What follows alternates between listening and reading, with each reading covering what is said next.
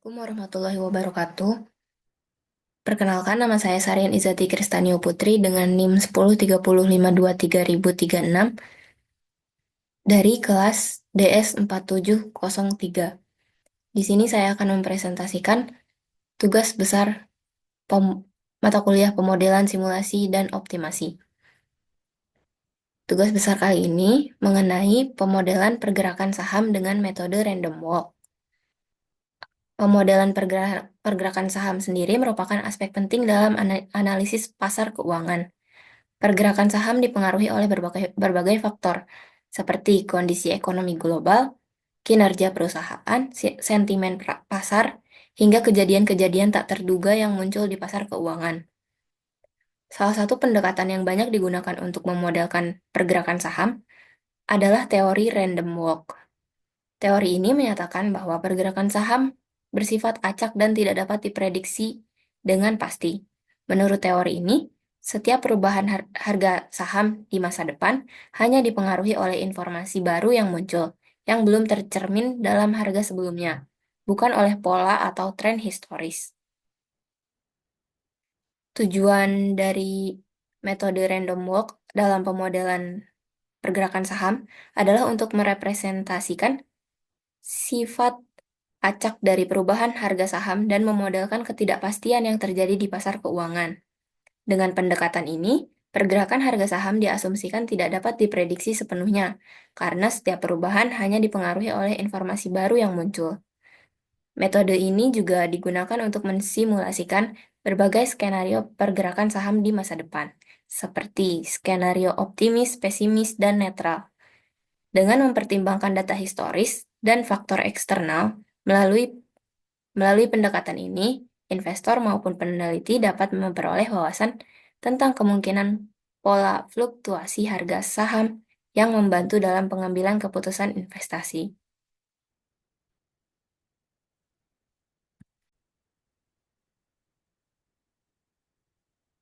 Oke, dalam kesempatan kali ini, saya memakai saham dari perusahaan dari 4 sektor yang berbeda. Untuk sektor energi, saya harga saham memakai data saham dari PT Pertamina Geothermal Energy.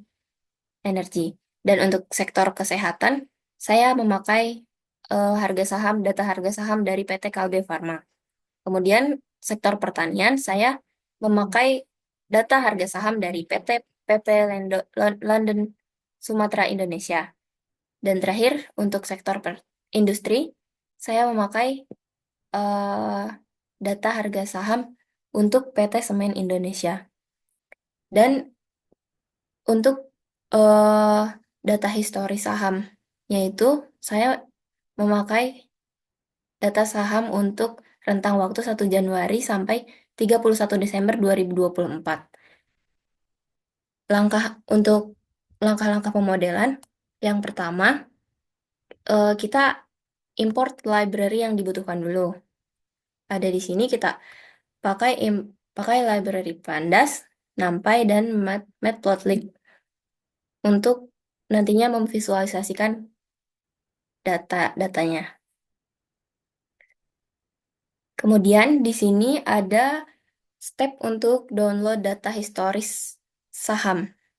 Jadi, saya memakai library Y-Finance itu untuk langsung mengakses untuk web Yahoo Finance. Jadi, data saham dari website tersebut saya download da- dari melalui dalam notebooknya. Kemudian, langkah untuk pemodelan ini, yang pertama itu adalah import data saham.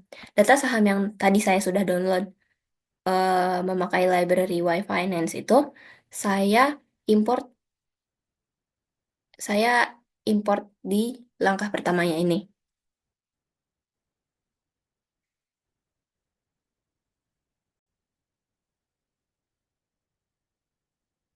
Kemudian untuk langkah kedua, langkah kedua itu adalah fungsi untuk menghitung return harian. Jadi fungsi ini menghitung return harian sebagai presentasi perubahan harga saham berdasarkan data harga penutupan atau close. Kemudian yang langkah ketiga itu adalah ada fungsi untuk menghitung statistik.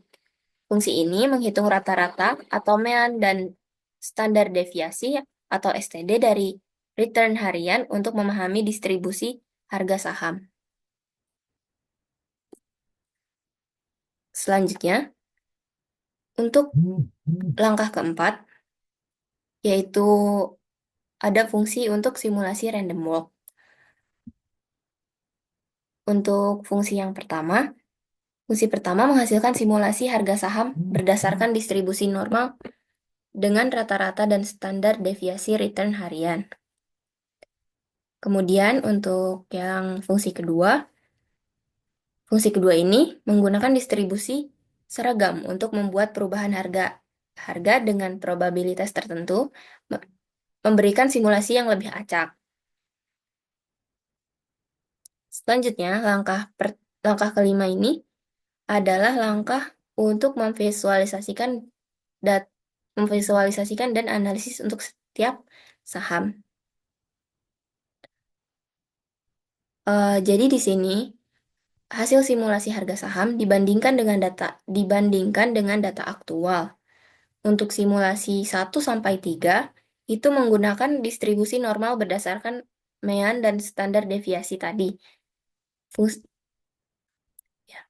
Untuk yang simulasi 4 sampai 6 itu kita berdasarkan probabilitas.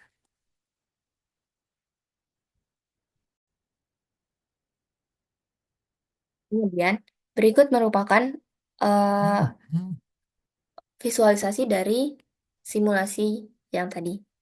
Jadi untuk garis berwarna biru ini adalah data aktual dan garis berwarna merahnya ini adalah hasil simulasi random walk yang tadi.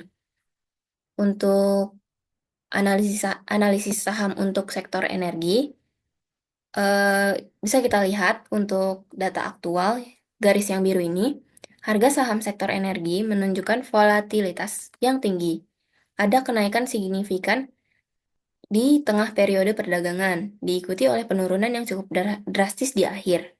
Tren ini mencerminkan sektor energi yang biasanya dipengaruhi oleh harga komoditas global seperti minyak dan gas. Kemudian untuk simulasi random walk-nya, untuk garis yang merahnya, pola simulasi meniru kenaikan dan penurunan harga secara umum, tetapi gagal untuk menangkap lonjakan yang tajam di tengah. Kemudian, simulasi ini juga cenderung meremehkan volatilitas ekstrim yang nyata pada sektor energi ini. Kemudian untuk simulasi dengan probabilitas, eh, simulasi pola simulasi lebih acak dengan perubahan kecil dari hari ke hari, sehingga terlihat kurang relevan untuk sektor ini. Eh, dan juga tidak mencerminkan lonjakan besar yang terlihat dalam data aktual, membuatnya tidak cocok untuk menggambarkan saham yang volatil.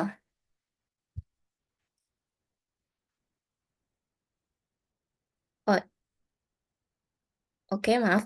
Untuk kesimpulannya, distribusi normal atau simulasi 1 sampai 3 lebih cocok untuk memodelkan sektor energi, meskipun ada kekurangan dalam menangkap perubahan yang besar. Selanjutnya, analisis analisis untuk analisis saham untuk sektor kesehatan. Untuk sektor kesehatan sendiri, dalam data aktualnya, sektor kesehatan menunjukkan fluktuasi yang lebih stabil dibandingkan energi, meskipun ada penurunan bertahap di akhir. Tren stabil ini mencerminkan bahwa saham kesehatan kurang terpengaruh oleh faktor eksternal dalam jangka pendek. Kemudian untuk eh, simulasi random walk-nya, pola simulasi cukup mendekati tren data aktual meskipun ada perbedaan kecil di beberapa titik. Simulasi ini berhasil menangkap stabilitas sektor kesehatan. Untuk simulasi bagian 4 sampai 6, Simulasi ini juga menghasilkan grafik yang stabil, tetapi gagal dalam mencerminkan tren penurunan bertahap di akhir periode. Sini, perubahan harga terlihat terlalu acak dan kurang mencerminkan karakteristik sektor kesehatan. Untuk kesimpulannya sendiri, simulasi berdasarkan mean dan standar deviasi atau simulasi 1-3 lebih baik untuk sektor kesehatan karena mendekati pola aktual. Probabilitas simulasi probabilitas atau simulasi 4-6 tidak cukup menggambarkan tren ini. Selanjutnya, analisis saham untuk sektor pertanian. Untuk sektor pertanian sendiri, bisa kita lihat dari grafiknya, untuk data aktual, sektor pertanian menunjukkan tren yang cukup fluktuatif dengan beberapa puncak dan lembah yang tajam. Tren ini bisa disebabkan oleh faktor musiman atau fluktuasi harga komoditas seperti kelapa sawit. Untuk simulasi random walk-nya sendiri, simulasi menangkap pola umum, tetapi terlihat lebih halus dibandingkan data aktual. Yang menjadikan simulasi ini tidak cukup baik dalam merepresentasikan lonjakan atau penurunan yang ekstrim.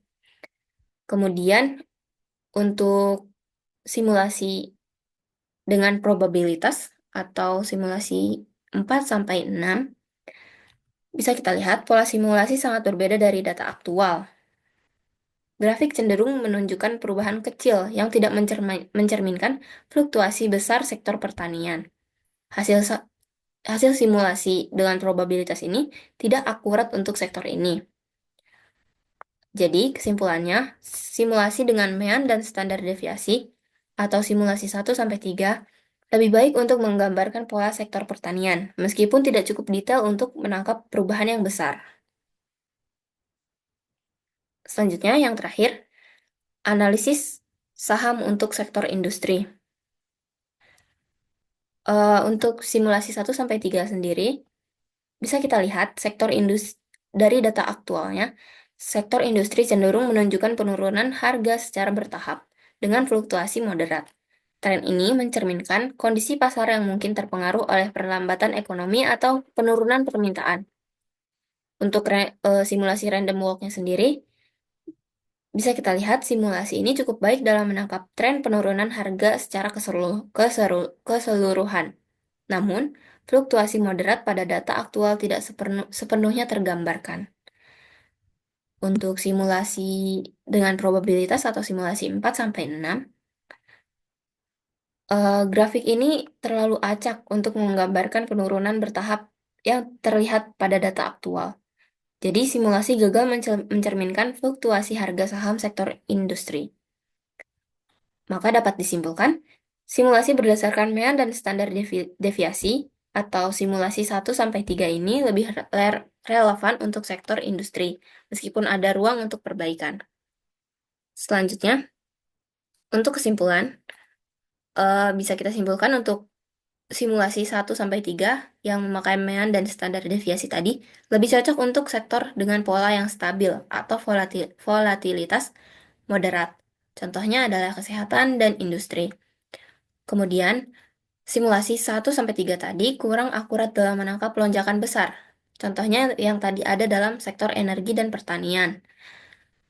Kemudian, poin kedua, untuk simulasi dengan probabilitas atau simulasi 4-6 tadi, lebih cocok untuk menggambarkan pola acak yang bersifat spekulatif dan tidak cukup baik untuk sektor yang memiliki tren harga yang jelas. Terakhir untuk grafiknya menunjukkan setiap sektor memiliki pola volatilitas yang berbeda. Kemudian untuk simulasi yang lebih akurat, mungkin diperlukan penyesuaian pada parameter seperti probabilitas perubahan atau distribusi return. Grafik ini memberikan grafik yang tadi itu memberikan gambaran awal yang berguna untuk memahami pola pergerakan harga saham di berbagai sektor. Tetapi simulasi harus dioptimalkan untuk penggunaan praktis seperti prediksi harga saham di masa depan. Oke, mungkin cukup sekian dari saya. Mohon maaf apabila ada kekurangan. Terima kasih. Wassalamualaikum warahmatullahi wabarakatuh.